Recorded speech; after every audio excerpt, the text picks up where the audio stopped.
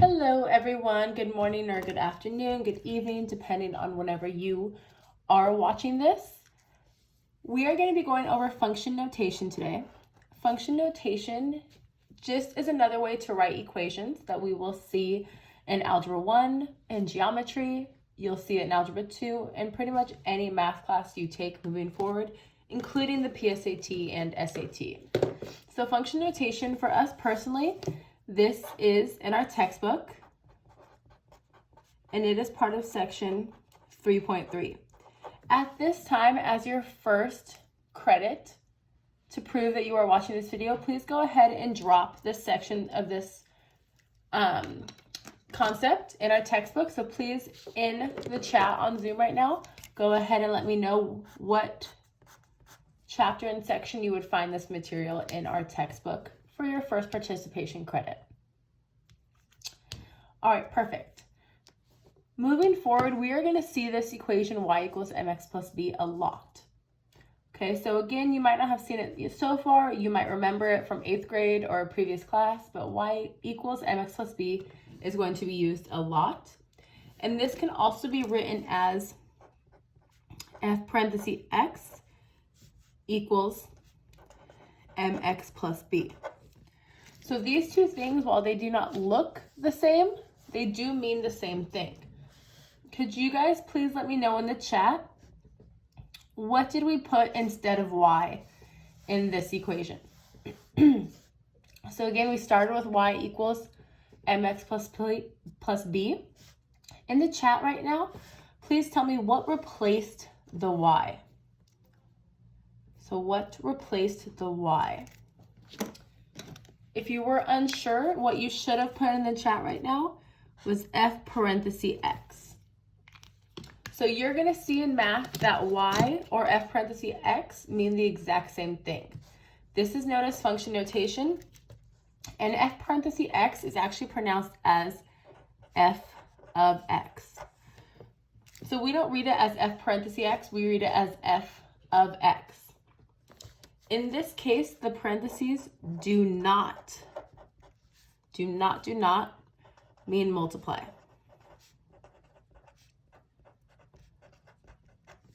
All right, so normally parentheses indicate multiplication. This is a case where it doesn't, because f of x is just a way to name the equation. We're going to see that this will always be an f.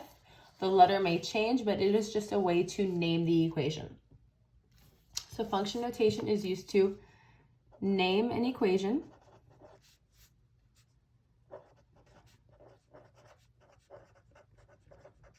which can be helpful when you are working with more than one equation at a time. All right, so if we always use y from one equation to the next, we might forget or start to get confused with what y even stands for. So this way we're able to name the equation and kind of remember what we're talking about or what the subject is. So for number 1, suppose you are comparing two different shoe companies. So I'm going to take note that I'm comparing two different shoe companies.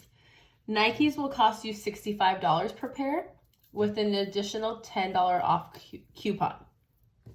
Vans will charge you $55 per shoe with an additional $5 off coupon. Will you guys please drop in the chat for me right now, which brand of shoes do you prefer? So this is your next participation credit. Nothing to do with math at all. Just let me know you're watching by telling me in the chat, which brand of shoes do you prefer more? Nikes or Vans? You have to choose from those two. Perfect. So hopefully you told me in the chat, you could have paused the video and told me which one you prefer more, Nikes or Vans. Right now, these prices are pretty cheap. Maybe it's a Black Friday sale. Maybe it's Cyber Monday sale. We're not sure. But we're actually given the equations. So the equation for Nikes would be this right here. Y equals 65x minus 10. Now, I want us to take a second to break this down. I know that this 65 stands for the price per pair. Okay. So this 65 stands for the price per pair. The X represents how many pairs I'm going to buy.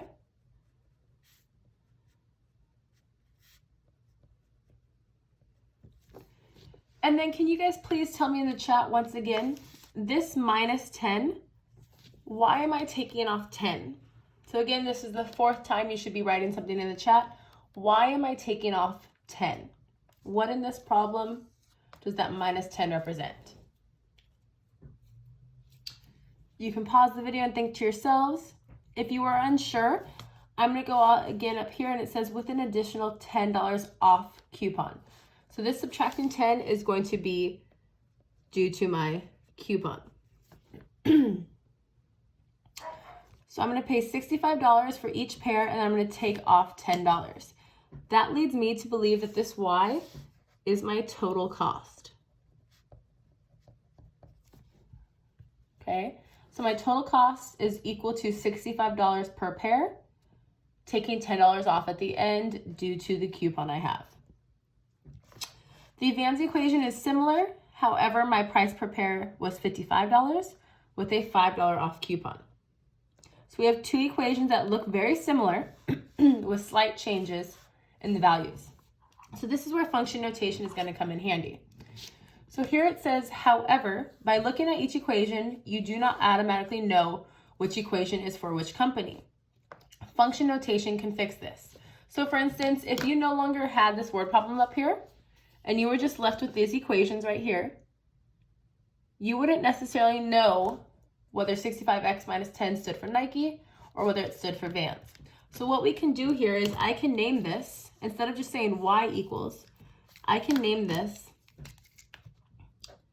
n of x equals 65x minus 10. And I can name this one down here, v of x equals 55x minus 5. All right, now by looking at this, I see this equation is named n of x. That is an indicator to me that that is for Nike. I specifically named that equation after Nike. This equation v of x, I specifically named it after Vans. So seeing that v of x reminds me, this represents Vans. All right, so that is the simple writing of it.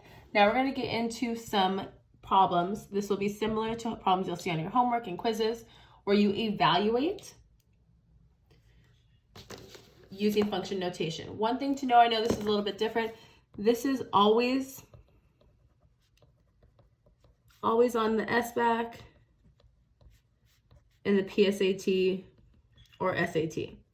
Any of those tests you take that help you get into different colleges or different programs or different grants or scholarships, a problem like this is always going to be on it.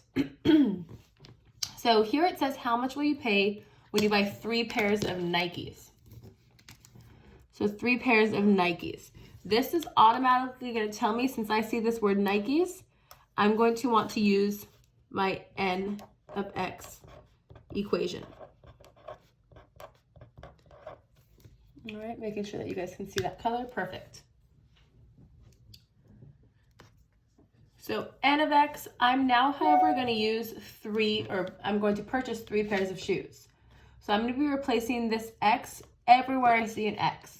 So this is now going to be n of 3 equals 65 times 3 minus 10. Okay. Again, this does not indicate multiplication. This is just a way of letting me know this is the Nike's equation, and 3 is the number I'm inputting. I'm only going to simplify on the right side. So working here, knowing multiplication has to come before subtraction, I would multiply 65 times 3, getting me 195 minus 10. So my final answer here would be n of 3 equals 185. So this is another benefit to using function notation. You see both the input and the output together. If I saw just this, I would know I bought 3 Nikes and it cost me $185. I wouldn't have to write out the incomplete sentence because I see both the input and the output there together. All right. let's go ahead and move on to the example with Vans. So I am now buying 7 pairs of Vans. Maybe you're shopping for Christmas or you're just a shoeaholic. You're now going to buy 7 pairs of Vans. So easily, without having to refer back to the word problem at all, I know the Vans equation because I named it with a V.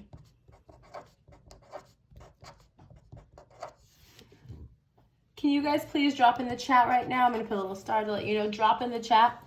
What am I going to plug in for X right now? What will I plug in for X right now? All right. Hopefully, if you got a chance, you should have dropped a 7 in the chat. If you didn't know, go ahead and drop a 7 in there now. So going through, again, V of 7, this is just telling me, working with the Vans equation, I plugged in 7. And now I'm going to go ahead and simplify this right side. Doing my multiplication before any subtraction. I already did this on a calculator earlier. I do not know all this in my head. So if you guys need a calculator, that's perfectly fine. That's going to go ahead and wind me up with 380. So right here, I would both know my input of 7 and my output of 380. So this is a shorthand way of saying 7 pairs is $380. I want to go back, and had we not used function notation, so not function notation, you would have just got y equals 380. And by looking at this answer, I would have no idea how many pairs of shoes I got for 380. I just know the outcome is 380. I would have to go back in my work to figure out how much I actually got. By using function notation, you're able to see exactly what you plugged in and what you got out at the same time. So it's a little bit more organized way of doing your work. All right, moving on, we have a couple more problems on function notation. Now I'm being asked, how many pairs of shoes do you buy if you spent $4.90 at Vans? So knowing that I'm working with Vans, I'm going to go ahead and remember my V of X equation was 55x minus 5. The thing here is I know my total cost. What I don't know, so when it says how many pairs, I'm looking for how many shoes. I'm looking for the number of pairs, which is X. Okay, so this one is worded differently. In the previous problem, we were told buy this many pairs of shoes and figure out the cost. This is working backwards because I know the cost and I'm looking for how many pairs of shoes. So I now know the outcome. So I'm going to replace V of X with 490 and I will work backwards to find X. So this is a little bit of a throwback, taking us back to Unit 1. We want to get this X alone. Please drop in the chat for me right now. In order to get this X alone, what's the first thing I'm going to do? So again, drop in the chat, another star, meaning go to the chat. What would the first thing I do here to get this X all alone? The correct answer would be to add 5 to both sides. Give me a total of 495 equals 55x. This 55 times x tells me I'm multiplying, so I'm going to divide instead. Leaving me, and again, I did not know this by heart. I did this problem already ahead of time. This gives me 9 equals x. An important thing to do is always check it's realistic. We can oftentimes check and catch our own silly mistakes if you take time. So we're talking about how many pairs of shoes. Is it possible to buy 9 pairs of shoes? Yes, it is. If you would have got something like -2, you would ask yourself, is it possible to buy -2 pairs of shoes? The answer is no. If you would have got a decimal like 2.3, Is it possible to buy 2.3 pairs of shoes? Again, the answer would be no, and that would be a clear kind of clue to you to go back and check your work. But this one is possible. It's a lot of shoes to buy at one time, but it is possible. All right, we have a couple more function notation to go over. I'm a little smushed for space, but it's okay. I'm going to go ahead. Here we're asked to find V of 4. Again, pronouncing that as V of 4. This is a way of telling me plug in 4 for x. So my original equation was V of x equaled 55x minus 5. Since the 4 replaced the x, it is going to replace it everywhere.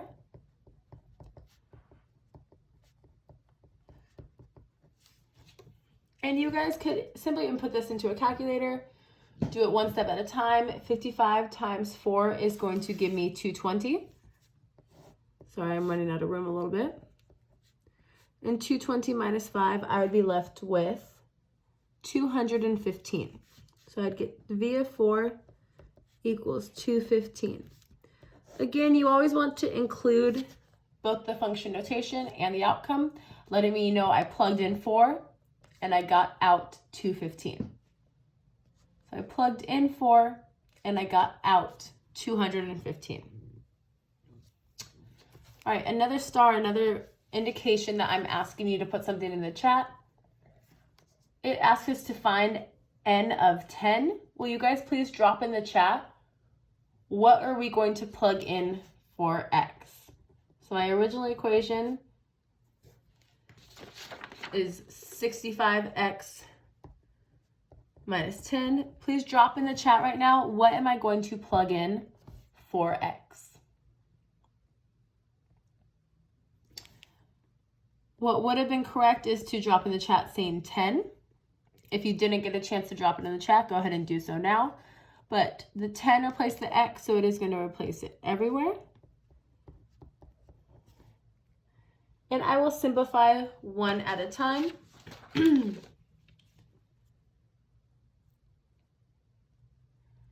when I simplify that, I'm going to go ahead and do 65 times 10 first to get me n of 10 equals 650 minus 10. So I will end up with n of 10 equals 640. All right, so n of 10 equals 640. Again, what that means is 10 pairs of shoes, or 10 pairs of Nikes to be specific, costs $640. All right. So that is function notation. Again, that is section 3.3 in our textbook. We will be moving on next class to something different. We are not going to cover the slope-intercept form quite yet. So what we need to go over, just a quick overview, is the idea of f of x or any other letter, whether it be n of x, v of x, anything written in this notation or this form is the same thing as y. They're interchangeable, okay? The point of this is to give you a chance to name your equation so that you're able to keep track of what equation is for what scenario. In this case, it was Nike versus Vans. And then it also allows you to see the input and the output at the same time. You don't have to write a sentence saying 3 Nikes cost you $185. I automatically can know this just by looking back at my problem. Here, I automatically know that this meant 7 Vans cost me $380. I didn't have to write a sentence. This function notation is giving me more information than if it were to just say y equaled 380. If it was y equaled 380, I wouldn't know how many pairs I bought, and I wouldn't know if it was talking about Nikes or Vans. So that's function notation, again, section 3.3. Let me know any questions you may have in the chat, and thank you for watching. Make sure you go back and message me those responses if you did not.